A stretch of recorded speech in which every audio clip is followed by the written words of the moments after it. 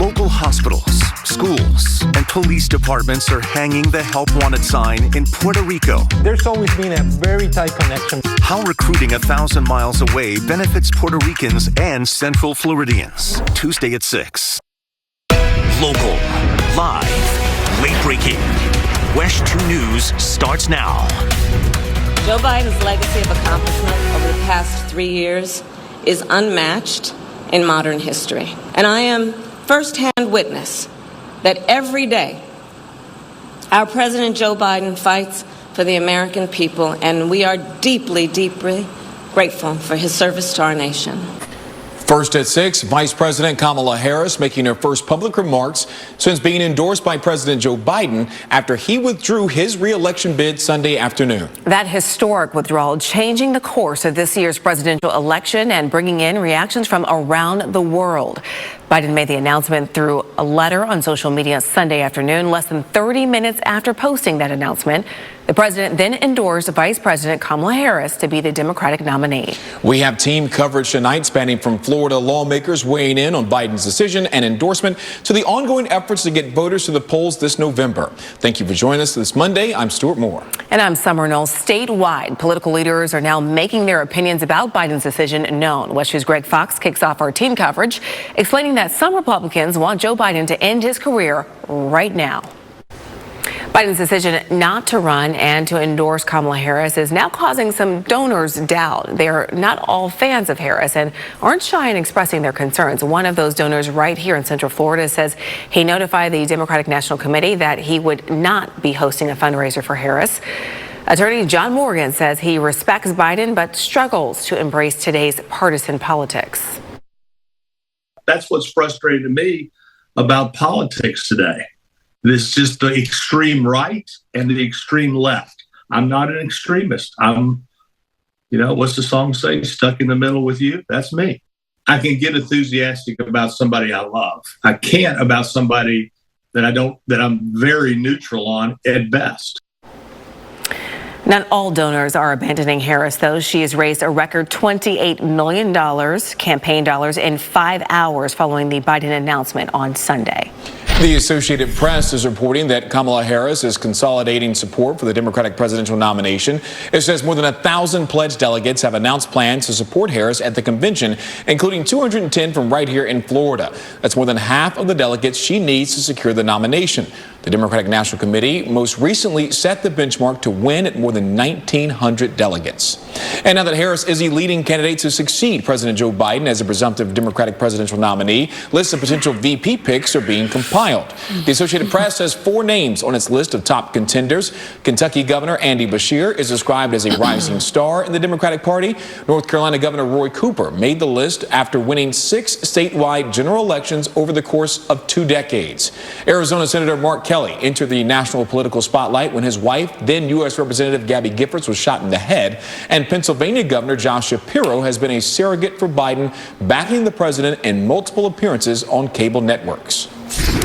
And as the countdown to the presidential election continues, Democrats and Republicans are working overtime right now to advocate for their parties. WESH's Christina Watkins joins us in studio, continuing our coverage. And Christina, you spoke to leaders from multiple groups about efforts to get people registered to vote. What are they saying? Yeah, that's the big push tonight, Summer. We heard from the chair of the Republican Party of Orange County and also the president of the Orlando National Panhellenic Council. That's an organization made up of 9 historically black sororities and fraternities. Both leaders tell me they are working hard to get people to the polls. Taking a look at data right now from the State Division of Elections, you can see more than 5 million people are registered Republicans here in our state, and more than 4.3 million others are registered Democrats. More than 3.5 million are not affiliated with any party. Guys, back to you. All right, Christina, thank you. And WESH 2 has been covering the fallout of Joe Biden's decision to exit the presidential race since he made the announcement Sunday afternoon. So stay with us on air and online for continued reactions and the next steps for the Democratic Party. To get the very latest straight to your phone, download the free WESH News mobile app and be sure to turn on the notifications. And come November, Floridians will also be voting on amendments to the state constitution. That includes Amendment 4, which would limit government interference in abortion. As Election Day inches closer, faith-based groups are working to get the word out about their stances. The First Unitarian Church of Orlando says it supports the amendment. So they can vote their conscience, but we want to make sure that people have the information, that people know what's at risk, what's on the line. At Priests for Life, which is a national Catholic-based organization headquartered in Titusville, people have been working with various coalitions that are opposed to Amendment 4. The organization has been giving presentations at churches and working with Florida-based pro-life groups. The relationships we have with the groups have led us to a lot of educational activity. Right now, we're speaking in our studios here, and from these studios, we're doing a lot of broadcasting specifically about Amendment 4. We'll have more on what these groups say is on the line with the outcome of the amendment coming up on WESH 2 News at 7. We are 28 days away from the primary election, and people wishing to cast their ballots only have a few hours left to register to vote. Today is the deadline to register to vote or change your party affiliation for August's primary. Another upcoming deadline is August 8th. That is the last day to request a vote by mail ballot.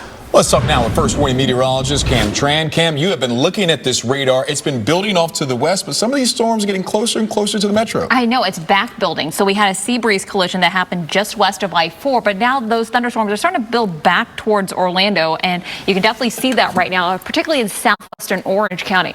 Here's a look at our First Warning radar out this evening. It is lighting up out there. We've got 36 lightning strikes with these thunderstorms moving right over Lake Apopka and Ocoee as we speak. But I'm tracking this particular cell that's pretty strong. It's pulsing up here with 147 lightning strikes just in southern portions of Lake County, just south of Claremont, and it's starting to build back towards the theme park district. It hasn't quite reached it yet, but you can see it's crossed over into the Orange and Lake County line. We're also seeing very heavy rain towards the Four Corners region and even out towards Osceola County near Celebration.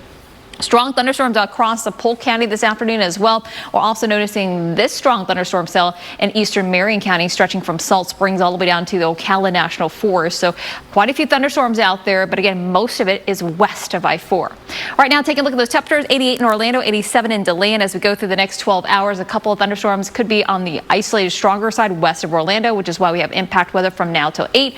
Overnight tonight, rain clears on out, and it's going to be a warm and muggy night ahead. I'll show you when we are expecting more widespread rain to move into the forecast coming up in 15 minutes. A well-known Daytona Beach businessman is dead after a dispute in his jewelry shop last week ended with shots being fired. WESH News' Pamela Combs spoke with several residents who say things just won't be the same without him. The alleged shooter was taken to the hospital Friday with several gunshot wounds after police say a store employee shot back. 83-year-old John Krager is now facing murder and attempted murder charges. Next at 6, the countdown to college football is on, and rumors are swirling about potential conference realignments. The ACC commissioner is weighing in at today's media day. Plus, officials are extending the battery life deadline for a spacecraft that has been docked at the ISS for more than 45 days. Why experts say there's no reason to worry about the two astronauts on the Starliner mission who are still in space tonight. Closed captioning is sponsored by Advent Health. Boeing's Starliner spacecraft has now been docked at the International Space Station for 46 days. That's 1 day past the 45-day limit for the mission due to the spacecraft's battery life. Exactly. And NASA and Boeing have extended the deadline and insist that the two astronauts on that mission are indeed safe. They say the batteries on the spacecraft are performing well and the capsule is safe to stay at the ISS. Starliner Commander Butch Wilmore and pilot Sunny Williams have expressed confidence that they will get home safely despite all the delays. Tonight, one expert tells us that there is no reason to worry. Would they like this to be behind them? I'm absolutely sure of that. But I would share with you, I haven't heard anybody that's, overly concerned if it took another week or 10 days or so. So far, a return date has not been set, and there have been no indications of plans to use another spacecraft to bring the astronauts home. We'll keep you posted, though.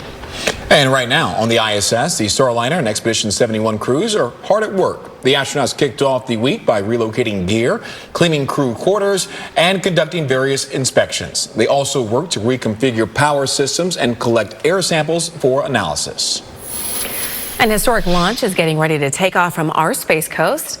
It's ULA's 100th national security launch, 79 of which will have been from right here in Central Florida. The 196-foot tall rocket is set to take off from Cape Canaveral Space Force Station on July 30th. Next Tuesday's launch also marks the conclusion of national security launches using the Atlas V fleet. All right, it was a big weekend for our own summer, Knowles. We previewed this last week, but it was this weekend. Yeah, I did a thing, the Tie Pope Classic. I finally made it to the stage after 3.5 years of trying to get there, and it was great. And one of the biggest things, aside from getting a couple of medals, was the support that I had from my family and also my coworkers who showed up and then made me cry on stage at one point. But just all the love, and we get a little loud. Yeah, oh, a little. I think people were looking like, what is going on here? But it was a great experience. I have no words for it. Really quickly, the dedication to get there. I know a lot of people saw the story, but constant workouts and constant strict diet. Yeah, waking up, fasted cardio, 2 gallons of water, working out for an hour in the gym, and then more cardio all before work, trying to be a mom and, do all those things. It's just been a lot. So now I can just kind of breathe and... You and all the competitors there did great. You guys look great. Yeah. We can't wait for the next competition. Oh, no. Yeah. No. And that was for all the mothers out there. There were so many moms there. They had all seen the story. It was crazy. I mean, they were like, Stuart did such a great job. We love what you... It was just amazing. I loved it. Experience. Thank you all for having me. And thanks for all the support from the viewers because they lit me up on DMs after we ran the story. So it was an amazing experience. You're a mom inspo. So I just got to say that. Momspo. Thank you. There we go. I love it. Yeah. Well, if you have any outdoor fitness to do tonight, it could be a little dicey. Yeah, especially for areas west of I-4. Areas east of the metro, I think we're okay for the rest of the night, but it's areas to the west, especially in southwestern Orange, right on the Lake County and Orange County line. That's where, whoa, do you guys see that? Look at this, live on TV. We have a lightning strike there. This is just west of the theme park district, thankfully, but still lightning and thunder close enough that look at that, you can see Epcot there in the background. It is definitely affecting near our tourist district. I want to show you, here's a live look at our first warning radar. So a lot of lightning with this thunderstorm cell that's pulsing up very quickly and creating even some hail. Here's a close look.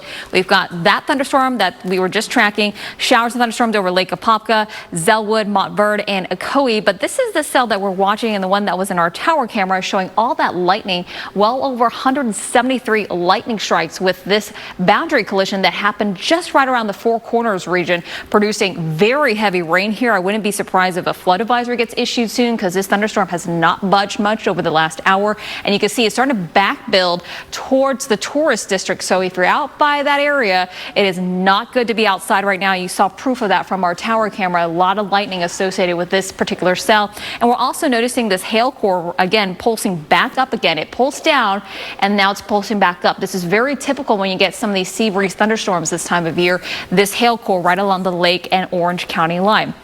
Off towards the west, you can see that's the boundary collision that's happening right now, firing up new thunderstorms. This is near the villages, so in northern Lake County and right along the Marion Lake County line. Also thunderstorms near the Ocala National Forest and up towards Salt Springs, but it looks like the area to the north by Salt Springs is at least weakening a bit. It's definitely taken a dent in our temperatures. 86 right now in Orlando, 87 in Sanford, 82 in Kissimmee, and a quick check of the tropics. All is quiet here in the Atlantic Basin, so that's good news. No tropical development expected over the next 7 days. Here's a look at your Central Florida's certified most accurate forecast. Keep the rain gear handy, folks, for tomorrow. 70% chance of rain.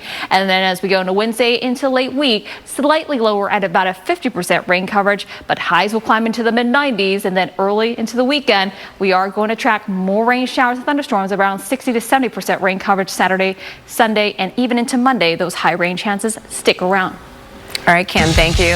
Hard to believe we are just days away from the Paris Olympics. Man, the time flies. Today, Team USA basketball taking the court for one final tune-up game. And Kristen, boy, this was a nail-biter. Oh, my gosh. You had the 4-time consecutive gold medalist in Team USA taking on the FIBA World Champions in Germany. What more could you ask for, right? Not much. As you gear up for the Olympics. So exciting. Next in sports, how the King, LeBron James, propelled his team to a win yet again.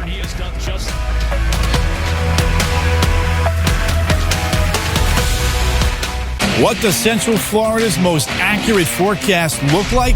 It's rising before the sun to go through the models. It's forecasting changes to help you plan with confidence. It's keeping you updated as severe storms move through, from sunny skies to stay inside. At WESH 2, we understand Central Florida weather. That's why WESH 2 First Warning Weather is certified the most accurate 17 years in a row by WeatherRate. This is what accuracy looks like, and it's only on WESH 2 News. WESH 2 Sports is sponsored by Mullinax Ford, Florida's largest Ford retailer. For upfront pricing and no dealer fees, shop Mullinax, where car buying is simple, easy, fun. Now, WESH 2 Sports, sponsored by Mullinax Ford. We are less than 50 days from kickoff, everybody. Can you believe it? I can't. Welcome back. I'm Kristen Lago. And as we begin to turn our attention towards the college football season, the ACC began its annual media days earlier today in Charlotte. With that, we'll be right back.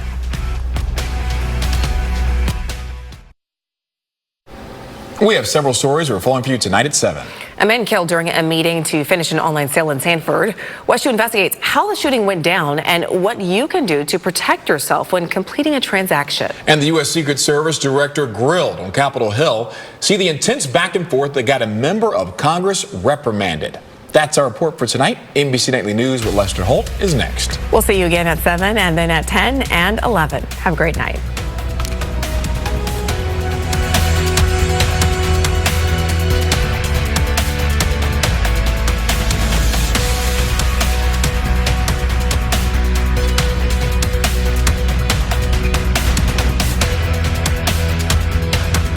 Thank you for watching WESH 2 News. Get caught up on local news, originals, and more. Download the Very Local app and stream for free on Amazon Fire TV, Roku, iOS, and Android mobile devices.